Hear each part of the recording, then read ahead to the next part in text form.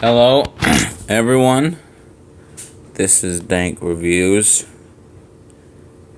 on my phone. So, for all of those who don't know about me, I have a passion.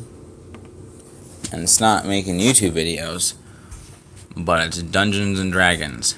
And so I had felt that I wanted to bring D&D into my YouTube channel somehow, and I come up with the idea of doing a character builder.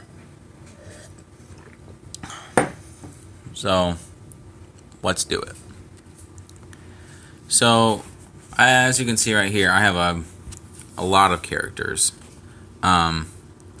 Probably my favorite one is the Davion Davius, level 6 barbarian at the very top. He was my first Dungeons and Dragons character I ever created. This one specifically is not, because this was for some other thing that I had done, but just Davion himself, the premise, is my first ever character. But let's build a new one. Yes.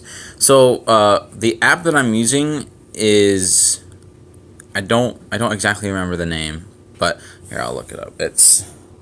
You just go to the Play Store, or I think, yeah, you can only get it on Android devices. Just type in D&D 5th E, and then it's this one right here, the 5th edition character sheet, made by Walter Kemmer. I can't remember. I didn't see what it said. And it's the most basic character creator you can get on mobile devices. I don't know if they had updated it so that you don't have to have premium for the level up feature, but there are some things in this app that you need to like donate money for to the developer to get certain features. But anyways, so we're gonna choose our race. Let's see. There is one character that I want to build in mind. So the character that I'm thinking of is a human, and we'll do variant. And the difference between a regular sub-race of human or variant is that variant allows you to take a feat, which is like a certain special ability that you can get. And then in addition to a feat, you get to add 1 to strength, constitution, or strength, dexterity, constitution, wisdom, intelligence, and charisma. And I think you gain a skill proficiency. So we're going to do variant because instead of the +1 to all the stats, because it's just better. The class that we're going to choose is monk, and we're going to do criminal for the background. So hit next. So then we get to choose one of these skills, and these skills are essentially used for if you wanted to do things like, for example, if I wanted to try to, we'll do like sleight of hand. If I wanted to try to pickpocket someone, I would roll a 20-sided die, and then whatever number my sleight of hand is, whether it be a +1, a +2, a +3, I would add that to whatever I rolled on the d20, or if it's a negative, you would subtract. So we're gonna do stealth. Stealth. I'm gonna choose stealth, and we're gonna use the simple array. This is the most basic character creation. I use it just for like basic character development. So we're going to choose dexterity will be our first and wisdom will be our second, mainly because monks use dexterity for all of their attacks, and wisdom is used for certain spell type aspects, which we'll get into later. And then for our human variant race, we get to choose 2 out of these 6 stats to increase by 1. So I'm going to do dex just to get that extra boost up to 16, and then we'll do wisdom. That way we'll get that up to 15. Now we get to choose 2 skills to be proficient in. We're going to do acrobatics, obviously, because we're a monk. We're very dexterous. And you know what? We're going to do history, because we're going to say that this character is very intelligible with history and with information, and you'll see why when I'm done building. So I'm going to get to select our feat. The feat that I want to choose is the martial adept. Now, this allows us to pick maneuvers, which are these. Now these maneuvers are basically things where once when you hit a creature or when you attack, you get to choose one of these things and you do additional damage and you also do an effect. So I'm going to choose disarm. And at the bottom it tells you a brief description of what it does. So essentially what it does is they must make a strength save, which is something that they would roll a d20 and then add a number to get. And if they pass, they immediately drop whatever they're holding. So if I wanted, disarm.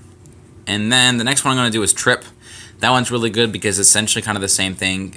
They do a strength save, and if they fail, then I just sweep them off their feet and they're knocked prone, which is really, really good because when a creature is prone, you get a better chance of hitting them because they're on the ground. And then this is basically just the hit points, and at first level, you always take the maximum of your hit die, which for a monk is 1d8. So we'll take 8 and then plus our con mod, which is 1, which will equal 9. So we have 9 hit points. And now we choose our weapons, which is going to be a short sword. We're going to do Explorer's Pack, and then the rest of them are... And bam! And we're going to name them B, as in the letter B. So this is our level 1 monk. And he's ready, steady, and go. Got a spell save DC of 11, which... Wait. Hold on. I'm pretty sure monks use their wisdom. There we go. That's better. That's much better. Okay. So, there we are. This is our level 1 monk. So let's do... I think that's pretty much it. So this is essentially that's how you really build a character. Now, beyond like stats wise, the background is essentially something that you can create on your own. This specific character, we'll say that he's a monk who is trained to attune his body and his mind to be one, and he uses those skills to essentially be an assassin. We'll say that, like, you know, typical assassin story, he was kidnapped by an experienced assassin at a young age to be trained to essentially pass down this legacy of this one assassin. And then once when he was old enough to go on his own, he went out and did his own stuff. And eventually he had such a huge calling in the city that he lives in, which we'll say is Waterdeep, which is a city that's essentially like pretty much like the main campaign, I guess you can say, for Dungeons & Dragons. Waterdeep is a very important city. And we'll just say that people had spread rumors about him and his name, and then children heard of his rumors and started making up this thing and calling him the Boogeyman after a folklore fairy tale of this nightmarish monster. And so he donned the name Boogeyman, but everyone just calls him B for short. But the one thing that I think will be the most important, which if anyone does this build, I recommend only playing this character as a level 3 monk. And the reason why is you'll see right here. So at 3rd level, you get to pick an archetype, which is essentially like a class within the class. And these are the different types. So death, elements, hand, light, and shadow. For this character, we're going to choose shadow. We embrace the darkness. We're super edgy. And then we'll take the hit points, and there we go. So we have 21 maximum hit points. And then we'll go to the features. So the reason why that we're going to choose shadow is because right here, you cast minor illusion, and then you can spend 2 key points, which is essentially the energy that you use to cast spells. You can cast darkness, dark vision, pass without trace, and silence.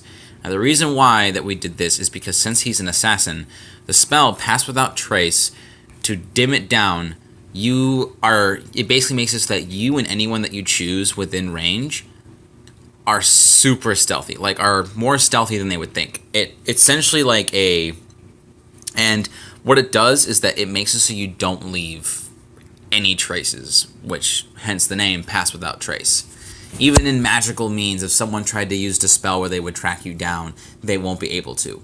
So that right there alone is really, really good and is going to help this character with their stealth, and also party members as well. Silence is really good because it basically in one whole area creates this pocket of this vacuum of space where no sound can enter it and no sound can leave it. And also any type of damage that is with sounds like thunder damage you're completely immune to it. Also, any spell that makes it so you have to speak it, like your character would say like a magical word, like Wizards would in Harry Potter, they can't cast the spell because they can't speak. So it's a really damn good spell if you're going up against a spellcaster like a sorcerer. You use that on them. They're basically kind of useless. They're basically useless for spells, and then just have this monk charge right up to that sorcerer and just wail on them. It's really, really nice.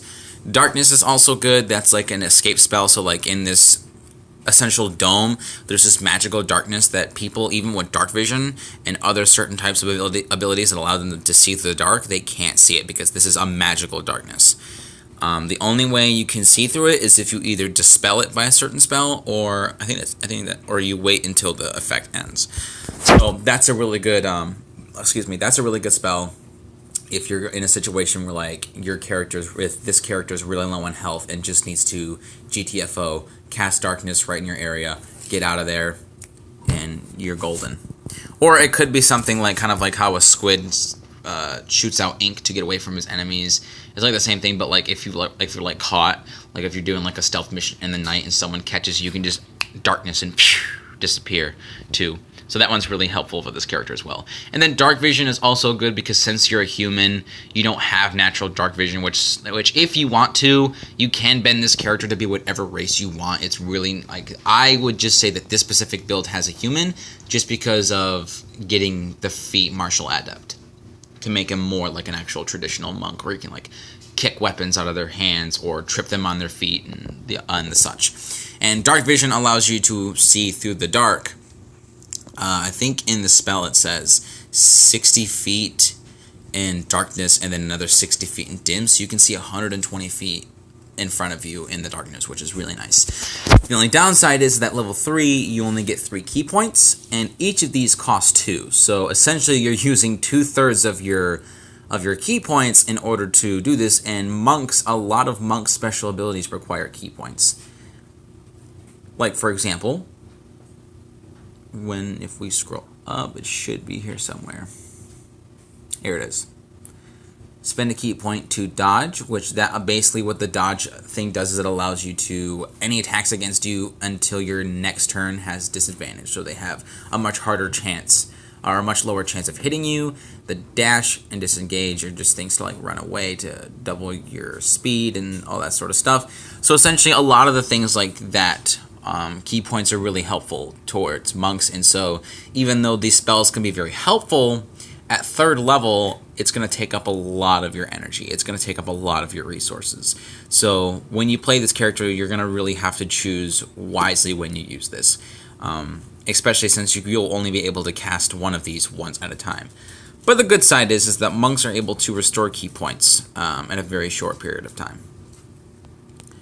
Alright, so I think that's it. That's all you really need for this build.